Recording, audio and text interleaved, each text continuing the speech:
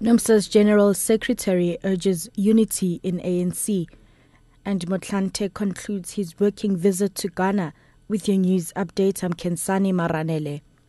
The ANC Women's League in Gauteng has invited women from all walks of life to participate in today's prayer service for victims of abuse. The league has organized the prayer service, which will be held in Doornkop, Soweto. It says it has been prompted by the alleged gang rape of an apparently mentally ill 17-year-old girl. 8 suspects have been arrested in connection with the teenager's disappearance and the alleged gang rape. The case made international headlines after cell phone footage of the alleged gang rape was brought to the attention of police. The league spokesperson Troy Martins. We're really calling upon women to come together, join hands and make a stand and pray together. So we're encouraging all women to come together. You don't necessarily have to be a member of the Women's League who feel strongly about this issue to come along and join us in prayer as well. Suspended ANC Youth League President Julius Malema has vowed not to change his tune after suggesting that all state instruments have been activated to get rid of him. He was addressing delegates from the Provincial Youth League Conference that gathered in front of his house in Polokwane, as he's not allowed to attend any ANC events. Earlier this week, Malema failed in his efforts to have his temporary suspension from the ruling party lifted.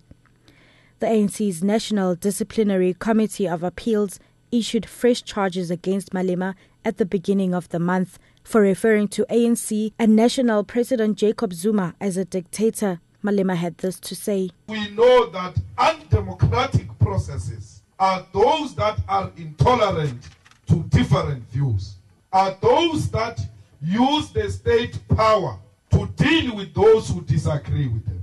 They have unleashed all state institutions against me because they want to do everything in their power to silence me. If they want to arrest me, I've got an address. They are welcome to come and arrest me. Trade Union NUMSA's General Secretary Ivan Jim says everyone within the liberation movement should take responsibility for ensuring unity in the ANC. He was speaking at the union's elective regional congress in Barkerton, Ekurhuleni. Jim says the current tensions between the ANC and its youth league need to be urgently ironed out. The current subtle tension between our African National Congress and the young people, which is the ANC Youth League, it does not help the movement. And we're saying this because under the current circumstances, we need an ANC Youth League that becomes a solid voice. It must be that the African National Congress as a movement is strengthened, it's not undermined. Deputy President Kgalema Motlanthe has concluded his working visit to Ghana, where he discussed various deals for state-owned enterprises, including in oil, aviation and rail.